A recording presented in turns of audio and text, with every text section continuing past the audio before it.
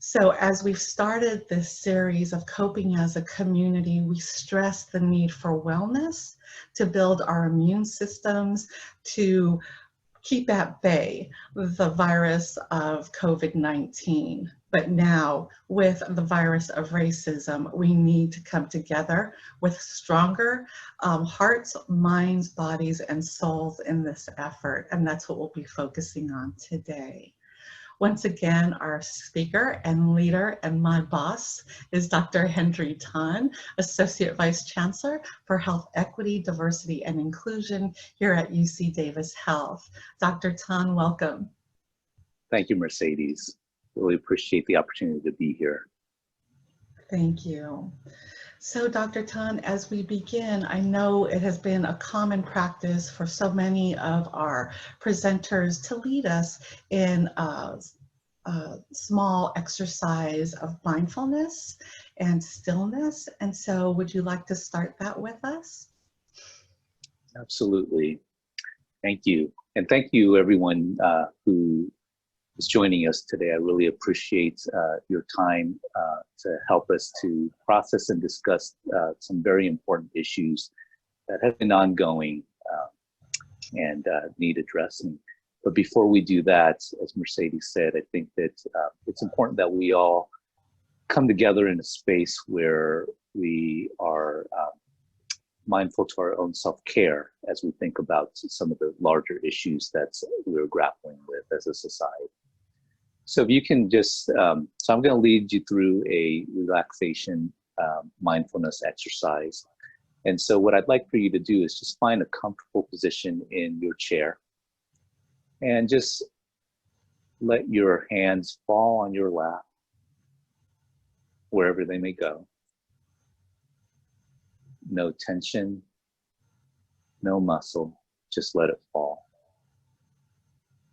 And if you can, let the flat of your feet touch the ground or inside your shoes so that you feel that grounding connection with the earth. And in your seat, feel your body sink into your chair. You don't need to focus on anything. Just let your eyes wander. Perhaps even close your eyes. And if you feel comfortable, you can also turn off the video on your iPad or computer. I want you to be mindful of your breathing. Breathing in and breathing out.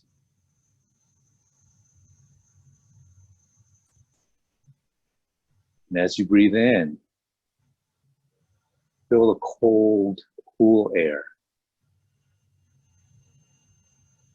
run past your nostrils, through inside your lungs, filling your lungs up. And as you breathe out, notice the tension that goes out with your breath. Your muscles relaxing deeper with every out breath. Breathing in through your nose, energy and freshness into your body. Breathing out through your mouth. Your body sinks deeper into relaxation. Breathing in, feel the rejuvenation, the nourishment as your breath circulates through your body. And breathing out, the tensions of the day dissipates along with your breath.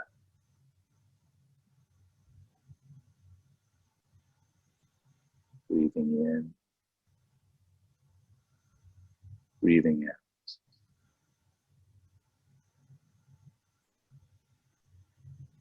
Notice that moment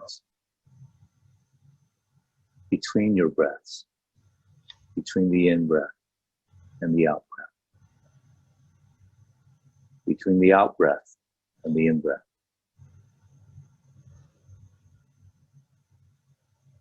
Feel that stillness, that peace, that quiet. Breathing in, stillness. Breathing out, letting go, stillness.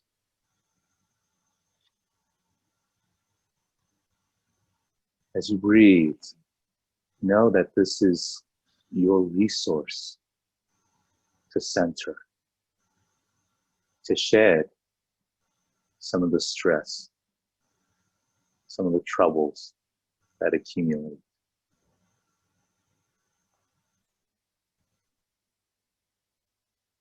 Nourish your body with air. Nourish your body.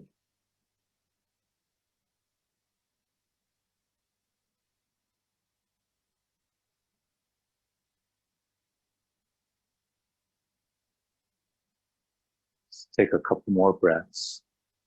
Breathing in. Pause. Breathing out. Pause.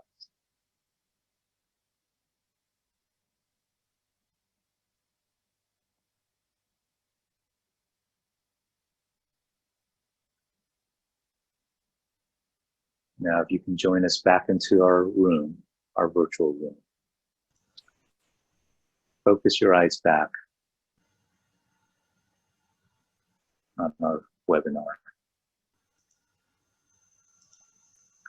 And hopefully feel more at peace.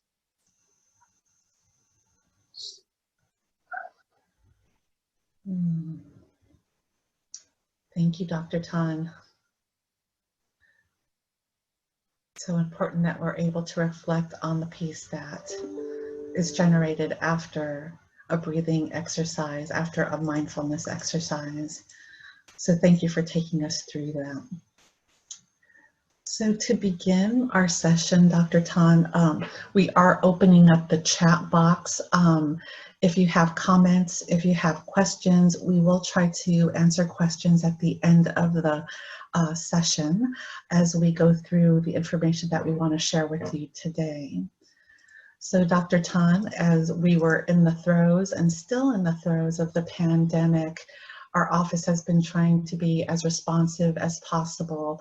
The UC Davis Health leadership, the UC Davis leadership, Chancellor May, from the very top down to the grassroots efforts of our staff members, our clinicians, our doctors, everyone, trying to get an understanding about the pain that our community is in today. Can you give us, just from your perspective and the work that you do in our community and with our patients and with across our system, give a little insight on the pain of the community is experiencing right now? Sure thing, Mercedes. First of all, I want to acknowledge that as an Asian American man, as a Vietnamese person, I cannot ever fully understand the experiences of our African American families, colleagues, brothers, sisters, siblings. I'm here, though, to work with you as an ally, to make sure that we, those of us who are less impacted personally by this, can stand up for support and solidarity, so that the burden of educating all of us about racism doesn't fall disproportionately on our African American colleagues, who right now are doubly impacted by what's been going on. And I say what's been going on because it's been going on for quite a long time, and it's come to the eyes of the general public now, but it has been going on for a long time. And so, I say that to honor the experience of our African American community, to honor that sacredness that those of us who are not in that community can never fully understand. But it is so important for us to show up in a consistent and long-term manner to help support equity and to fight racism. In in that note, I'd like to say that what my colleagues have shared with me about their experience being African American through the years of racism and through this current epidemic of racism and police violence is that this has been going on for a long time for folks. For those of us who are less affected by this, this seems like it's been a hard couple weeks. But I want people to understand that for our African American colleagues, this has been going on for years, and the toll of racism has been heavy for people throughout the years, and some of my colleagues have shared that with me over the past week. You know, the sense of going to work and trying to put on a face of being professional when inside you're worrying about your son, you're worrying about your brother, you're worrying about your sister and their safety. Working and seeing people work business as usual while people are really struggling emotionally with dealing with this fear, anger, justified anger. Imagine also that over the decades and generations, our African American community has been trying to tell us that this is going on, and that our society has not believed the community. And it's only been recently through, you know, body cameras and cell phone cameras that that society has started to see what our African American community members have been seeing and experiencing for generations. I can't imagine what that must feel like. That, you know, that one's experience is not valid unless you have like this kind of proof. That you're very worried about your safety and the safety of your family is doubted until you have like this proof. Imagine going through life. Imagine saying goodbye to your children as they walk to school with that kind of burden, that the proof of your suffering lies upon you, and that for generations, repeatedly, you know, our community members have tried to tell the rest of us that this is not right, that this is happening. And we as a society have failed in believing, in acting on this. It breaks my heart, and that we have been complacent in that way. And it also, I think, helps me to understand the significant, immense pain and anger and frustration and distrust that many people feel towards healthcare providers like me, towards institutions like UC Davis. We need to step up. I've also been hearing from others as well, people who are not part of the African American community, who feel the pain and want to do something and not knowing what to do. And that is also you know, a significant pain. But what I will say also is that the pain that we are feeling as seeing this perhaps for the first time, or seeing this bubble up here and there and not really being fully aware of what's been going on, that this pain is like the pain of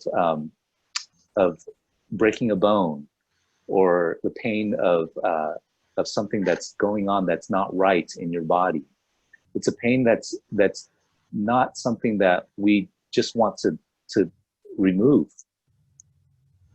You know, if you put your hand against a fire and you feel the burn, there's something going on there. You have to respond to that pain. To deaden the pain, to try to remove the pain, risks us not responding appropriately. And so I say that not to say that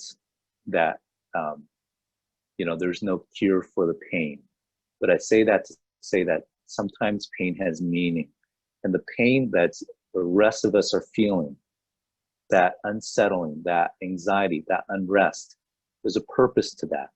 It's calling us. It's helping us to understand that there's something deeply, deeply wrong with our society, and that we have a stake in this. And the worst thing that we can do is to shut off that pain and to let the injury, the illness that plagues our society, racism, perpetuate.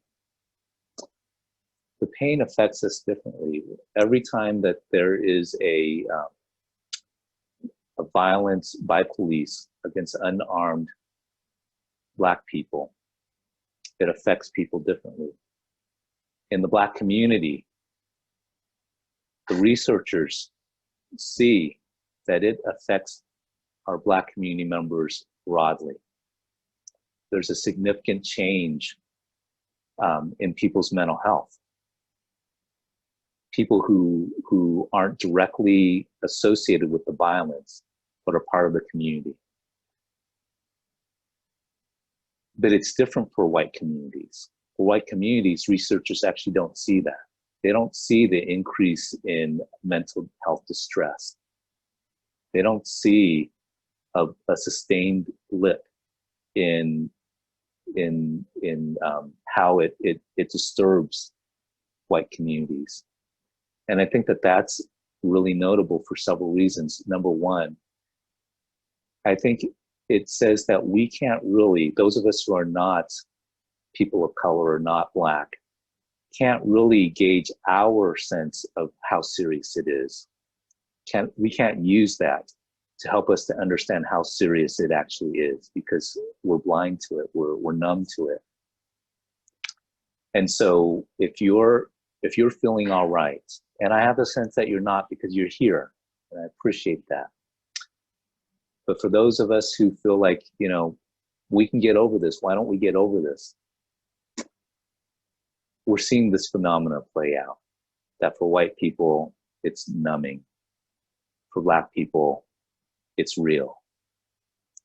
And this is significant because it does actually result in greater anxiety, greater depression.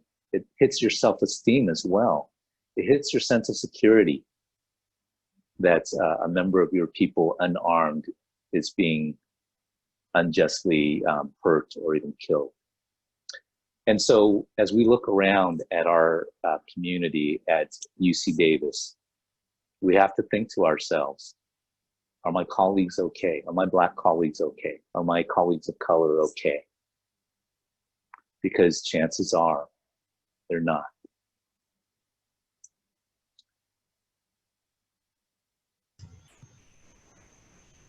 Thank you, Dr. Ton. I think it's also extremely important for us to look at the numbers. African Americans only make up 12% of our nation's population, but the disproportionate numbers in inequity in health, education, criminal justice, economics, no matter what area of life that we used to thrive in, is not what we offer to the African American community. Absolutely, yeah. And you know, just to expand on that, when I first started working in the DEI field 20 years ago, there's a lot of questions as to, you know, are these inequities real? You know, are people just talking about it? The research, though, over the 20 years that I've been doing this work is pretty unrefutable. Some of the best research and some of the most consistent research. showing that there are these inequities. If you look at economics, if you look at education, if you look at health, if you look at employment, if you look at safety, if you look at violence, there are all these inequities. The science shows it, but at the same time, our society isn't seeing it. You know, I'm a psychiatrist, and I work in the field of you know, mental health. And we used to think that, you know, there used to be a term called adaptive paranoia, because we would misappropriately diagnose African Americans with being paranoid against society and law enforcement. It took the wisdom, the foresight, and the advocacy of people of color and Black psychiatrists and psychologists to help us to understand that no, that is not what's going on. It's society that is not able to look at the reality, not look at the facts and understand the reality. It's people of color and African American people that are seeing the reality that's being supported by the studies. Mm-hmm. Yeah, we can't argue the research. The numbers are there. No matter what discipline research is, whether it's psychiatry, psychology, sociology, education, you name it, it comes up with the same facts, the same information. And when we would flip the script, if this was happening to the majority population, let's say men, or other majority populations, there would be so many other interventions that would have already automatically occurred. But the structural racism, Dr. Ton, is what I hear you talking about also, that it's infiltrated the way we operate, infiltrated who gets what resources, and across the board, racism and discrimination has so many complicated levels that now during this pandemic of racism, we really have to tease all of that out. Start asking those questions as allies, as a Latina woman, as an ally for my African American population. I have to consistently ask my population as I educate undergraduates for pre-health. I specifically train them on anti-racism behaviors and skills. And that is beyond diversity training. That's beyond just sitting in a room for a couple of hours learning about diversity. We're talking about core issues here that has infiltrated every aspect of our lives and is really robbing everyone from coming together and being the community that we want to be. So Dr. Ton, upon reflections on how to support our Black community and also seeing that in the chat as allies, can we talk about some of those strategies, skills, words of encouragement to offer our Black community? Yeah. I think that there are a lot of things that we can do and should do. The first thing that I would recommend is to educate ourselves. Educate ourselves on the history of racism.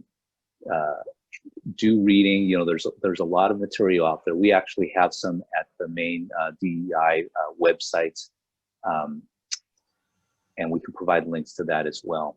But here's the reason why. We need to have a better sense of the context of the experiences of people who are being oppressed and targets of racism. It's not the job of marginalized groups to educate non-marginalized groups about their history. That's an important thing. And the reason why is that if you have to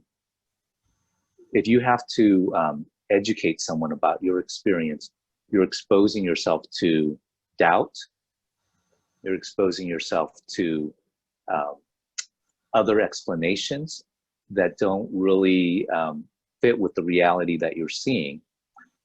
And it's activating, it's triggering when you're having to share your feelings. And it's not to say that it's not therapeutic to do that, but it's to say that we who are allies need to be very mindful about that. And if it happens, if it does happen that our colleagues share with us, consider it a gift, cherish it, because it means that this person in front of us who shared this has taken a chance. Honor that chance by listening, by not offering alternative explanations of, well, do you think that maybe they could have been thinking about this, or do you think maybe you might interpret it in this way? It's really important to understand that, as an ally, my lived experience leaves me blind to the lived experiences of my African-American friends and colleagues. And so when I offer an alternative explanation, that's based on my reality. And as someone who doesn't experience the kind of racism that my African-American and Black colleagues have, that reality is not very accurate. And so when I offer explanations and alternatives, it's hurtful. It can be very hurtful. You have to be in a really good place to be able to have the kind of communication that where you're sharing that. And part of that is to educate, to learn, to understand the concepts, to understand the context, so that you can come closer to understanding some of the experiences that the person in front of you is going through, and so that you can provide that kind of support. So that's number one, self-educate. To take the initiative. Don't ask someone else to educate you. Educate yourselves. The second thing, and I've said this before, is believe people. When they come to you, believe people. And this can be very hard when you are living in a different reality. When you are not seeing the racism, when it's not impacting your loved ones, and your experience with law enforcement is different than the experience that African American, Latinx, Native American, people who are at greater risk for being harmed or killed by police, people who are unarmed. That experience is very different, and so it's going to take a moment, but you gotta work on that moment to believe, to suspend your own reality, and to acknowledge the truth of the other person's experience. We're colleagues here at the University and Health System, and so I would also say offer tangible support and coverage. Our colleagues are going through a lot, especially right now. It's very activating with what we're seeing on the news. It's very activating when people go home. I'm seeing this with my colleagues in diversity work, where at work, they're working to advocate for anti-racism and equity. But with everything that they're doing, I see the stress and the triggers. And then when they go home, they don't get a break like I get a break. I get a break when I go home, and I don't have to worry about my safety as much. My colleagues worry about their safety and that of their family when they get home. The load is tremendous, and I see it firsthand. And so those of us who are not burdened by that kind of stress and heavy experience, take some of the load off, offer help. Hey, I want you to know that if you need me, I'm here. Can I work on that project with you? Do you need any help with that? Your supervisor, check in. Hey, just want to check in on you today. If you need anything from me, let me know. I'm here to support you. We have, as colleagues, as supervisors, even as supervisees, we have some power to help shift the burden. And especially during the time when there's so much going on in social media where things can be very activating.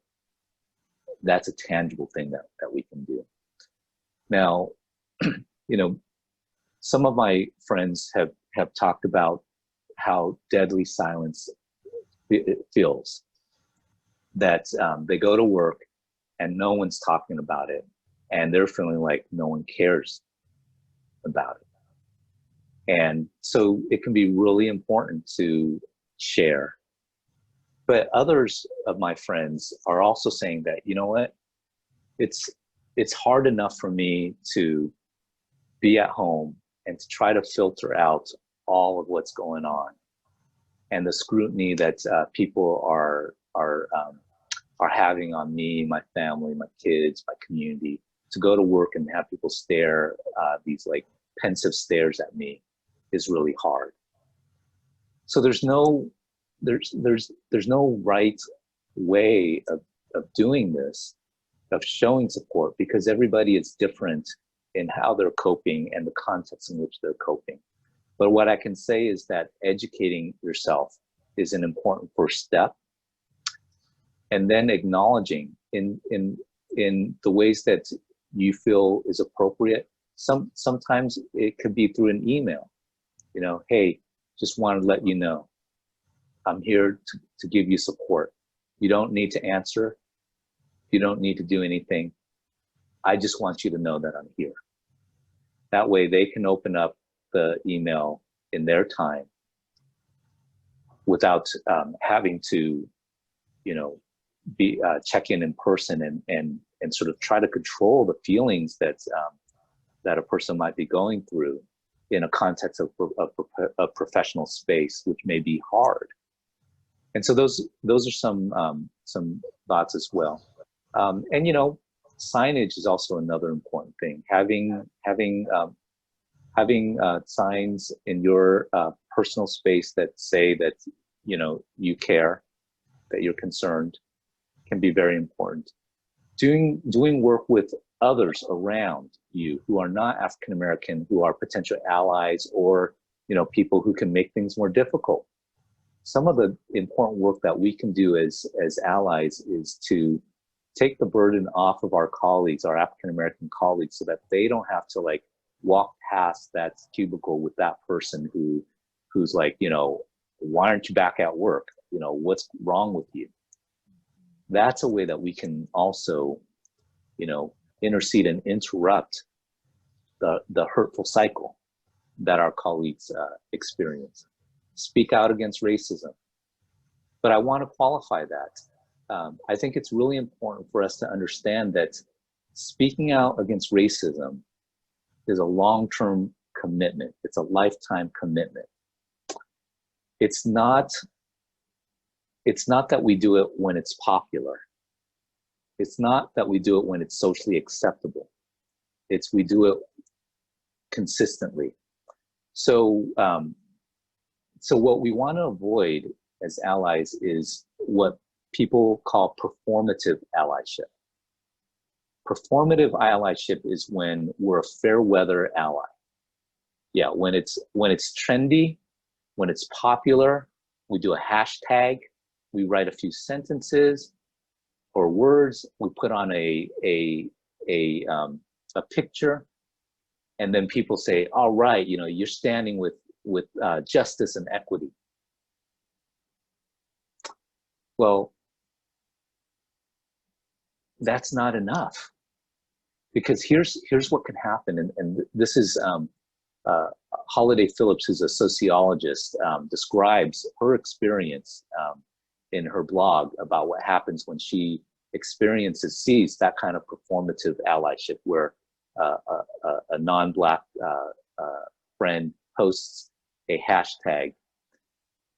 Still, she says, as a Black woman, instead of feeling inspired by this act of solidarity, found myself feeling angry and afraid.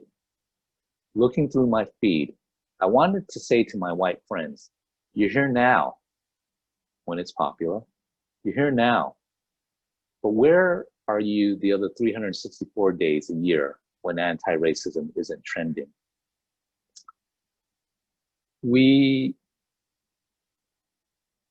It's not to say that we shouldn't bring awareness, but awareness is not enough. If we bring awareness only to like put our our friends, our African American Black friends out there, and then to like back off when it's not popular anymore.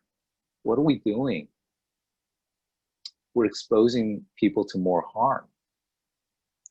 How do you recognize performative allyship? Well, usually the post that you see is pretty simple. People who engage in performative allyship generally are afraid of engaging in a more complex dialogue. Some of the things that you might see is surprise.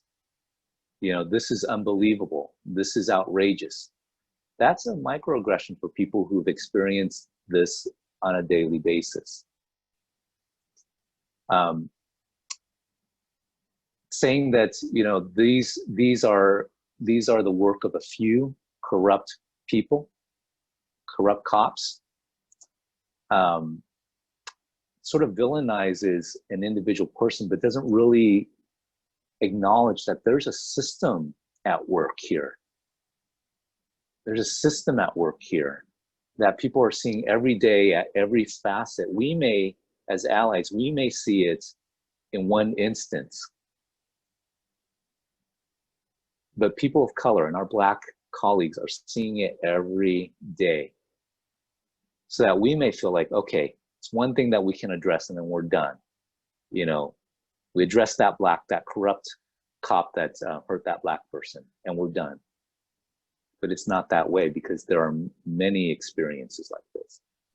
And then finally, and I say this because we're all guilty of performative allyship in one way or another. Whether we're white, whether we're a person of color, we're all guilty of that in one way or another. Part of it is when you're doing performative allyship, you're making that statement. You're hoping that you get praise. You're hoping that you get reassurance that you're okay. If you find that that's a prominent goal that you have, you need to work through that. You need to work that out, and we need to get over that, because it's not about us. It's not about us getting praise. It's about us being supported. And it's a significant struggle, but it's really important that we don't, you know, with whatever the things that we put out, the mistakes that we make, that's the other important thing about allyship, is that you're not going to be perfect. You're going to make mistakes. It's important to own those mistakes and to learn and move forward from those mistakes.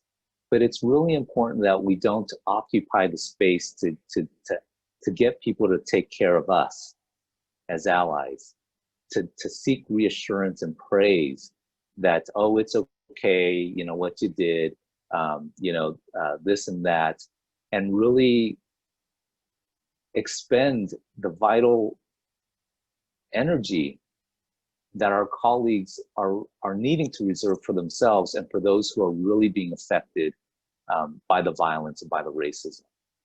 And so that's part of like the hard and important work of being allies. So Dr. Ton, what I hear you saying too, what is crucial in all of this as allyship is to have relationship.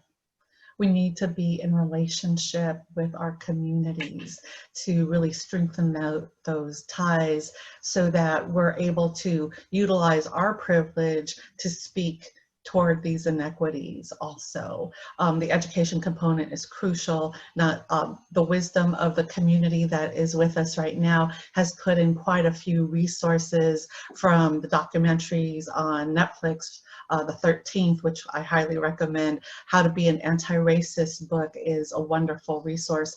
Robin DiAngelo, huge author and speaker for the majority community, who we've had on our campus 3 times in a row a couple years back to speak to our community on the needs of allyship and to look at ourselves and to look at our own biases. This is a hugely complicated issue, and there's no one remedy, there's no one magic bullet. we have to attack it at every level, but also starting with us and looking at our biases, looking at our triggers, those activations that throw us off. Why am I thrown off? Because of a statement of some sort. We're needing to get back to our humanity. We're needing, once again, to connect our heads, get out of our heads and connect our hearts, because this is soul wrenching for our African American communities and our community as a whole. This is not what we need to thrive, for all folks to thrive.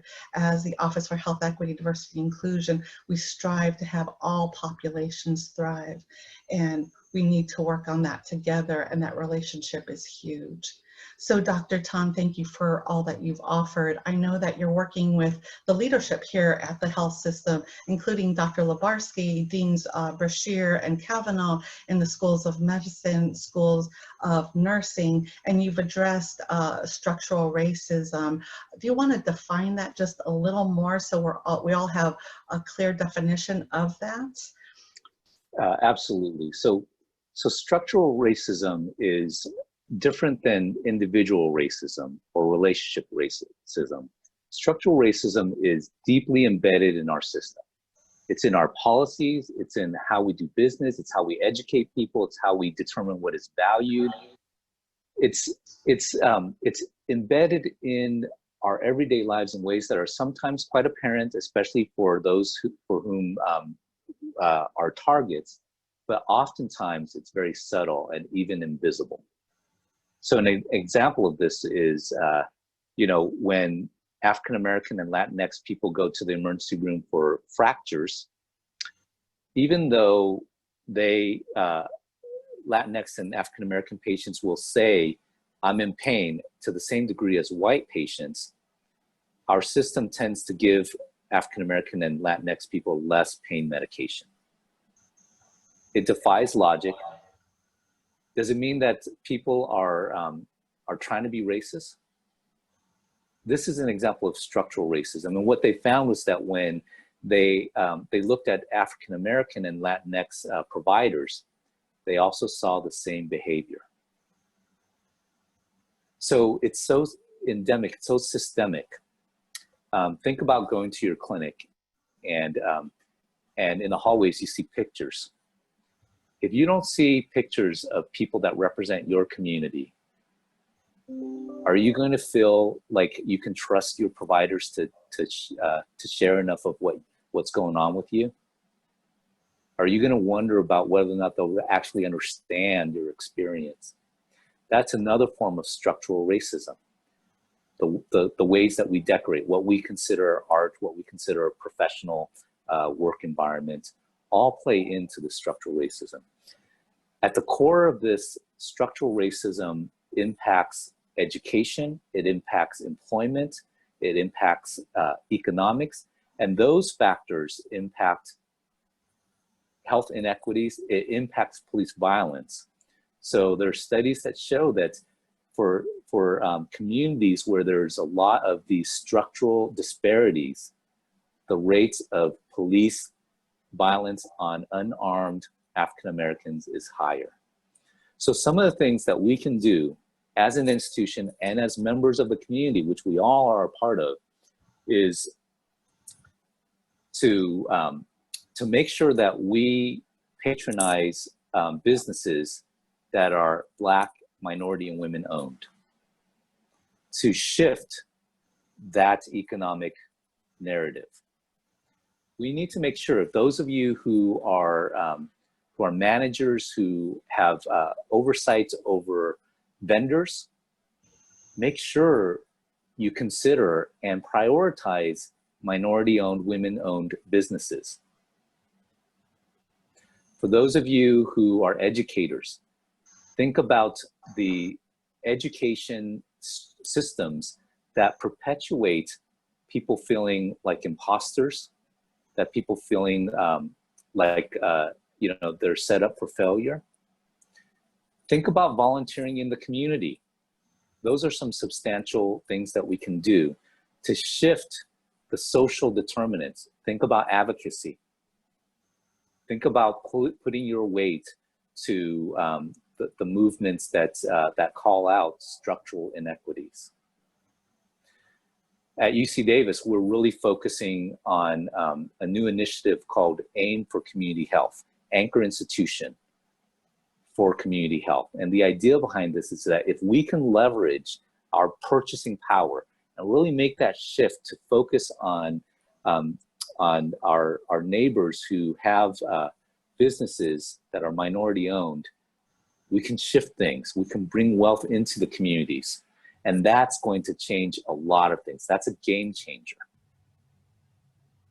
So those are some highlights of some of the things that at UC Davis we're committed to and we're embarking on. And I'd like to invite you, both as members of the UC Davis community, as well as members of the larger community. We can put our economic weight to address some of these social determinants that impact health, that impact education, that impact violence.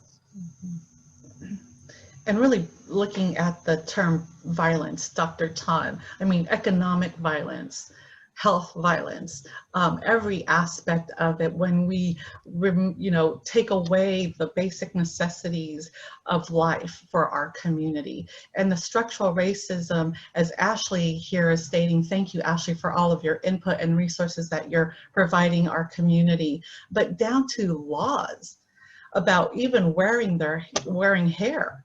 And so a law had to be passed, is what Ashley is putting forth, so that they could wear their hair the way they needed to.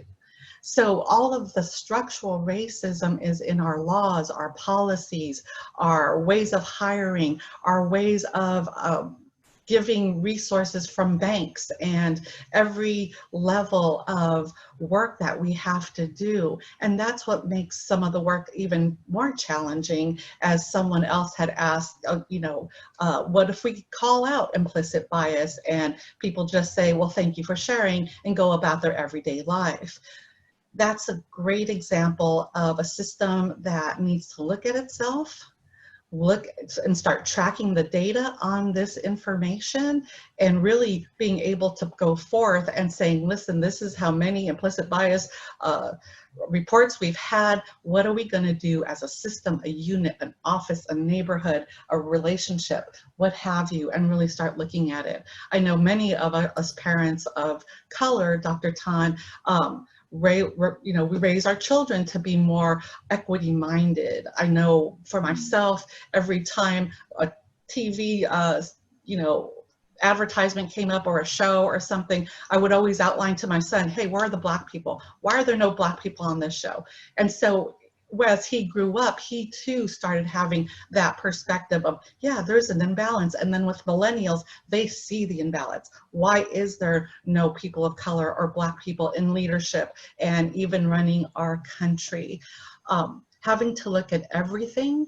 And this, some individuals will say, gosh, this is exhausting, it's too much, but it's not anything, we could handle that level, versus having our whole community pretty much annihilated. It almost feels as, Dr. Ton, I'm going to say something a little charging right now, but as this modern day ethnic cleansing of our Black community. That's how dire it is. It was this way before the pandemic, as others have listed into the chat room. This has been going for decades. It's the foundation of our country. And so it's not just a few years or a few weeks, it has been the entire structure that this country has been founded in. And so this, once again, is a multi-leveled approach. And so, Dr. Ton, what other resources does our Office for Health, Equity, Diversity, and Inclusion, what can we offer at this difficult time? Thank you, Mercedes, for all that you've said. And I think you're speaking true words that's been backed by research. There are these structural issues that date back to the founding of our country that we now know, those of us who study structural racism, we see the impact. And if we don't change it, it's very dire. In terms of the things that we can offer in our offices. So we have healing circles, and Mercedes is actually our leader when it comes to the healing circles. So we have healing circles for Black African American people. These healing circles are specifically to provide safe space for our African American Black colleagues, just so again that there's not that burden or responsibility of trying to explain to someone whose lived experience may not connect with the experiences, and to provide that safe space. People who are literally at the epicenter of the harm that we're seeing. We also, as Mercedes has shared, offering healing circles for that are open to everyone, and this is a really good place to go and to learn about how to support one another, what kinds of support that you need, and to share in solidarity. And so that's coming up on Friday as well. We also have, as I mentioned, resources on how to be an ally, resources for African American Black colleagues on how to cope through racism and racial trauma, resources on how to act, what are the options in terms of acting, resources on police accountability as well. These resources are both internal and external. I think it's really important that we provide resources internally, but also very important that that we never really hide out in our ivory tower, but really connect with the community, because we are part of the larger community. And as we embrace that, we can do better. We can make better change on that. Definitely, Dr. Ton, we're looking at everything, and in the chat box, once again, the wisdom of the community is what we're needing. We have so many resources from books and documentaries and movies and even shows on Netflix that will help us to move this effort along.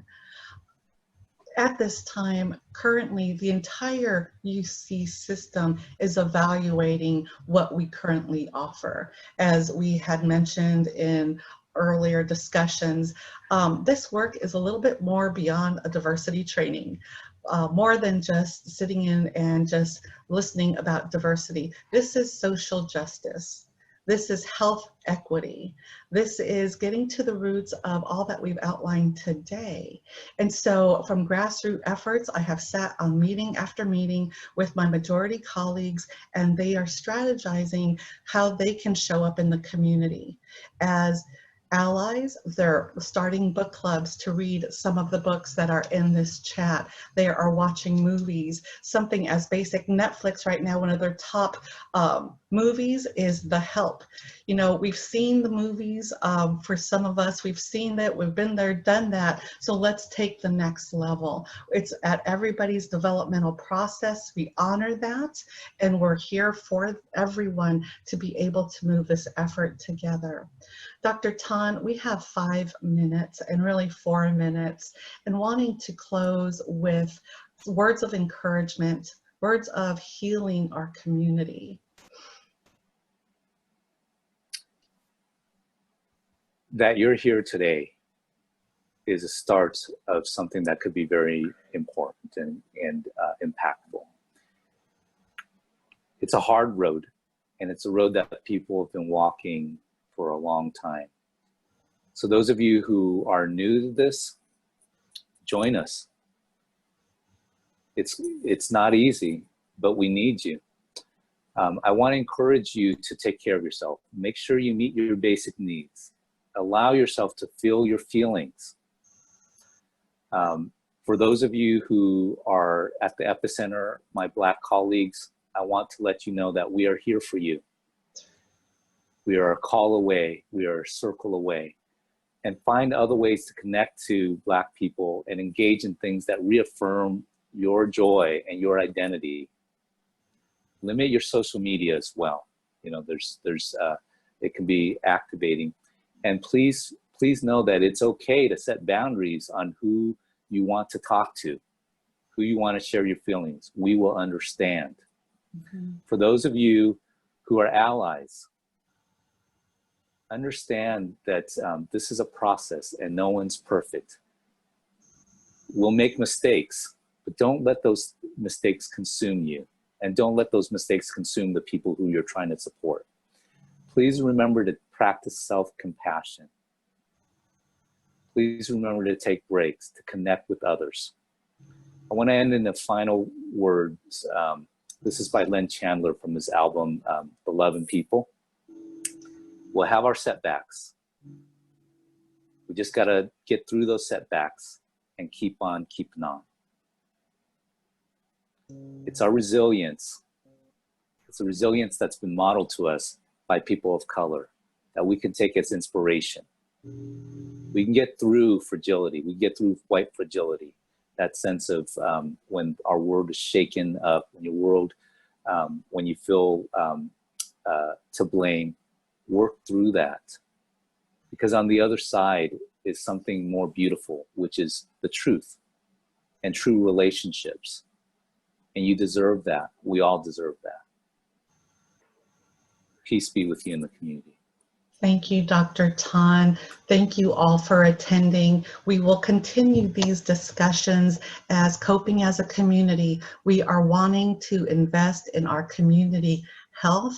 It's so crucial for the life, for everyone's life. So Black health matters, Black mental health matters, Black lives matter, and we all matter. And it's all of our responsibilities to do so. So since the beginning of these sessions, all I've ever said is let's connect our minds and hearts together to share the love, vibrate the love so that we can be the change. Thank you all. It's been a pleasure to be with you.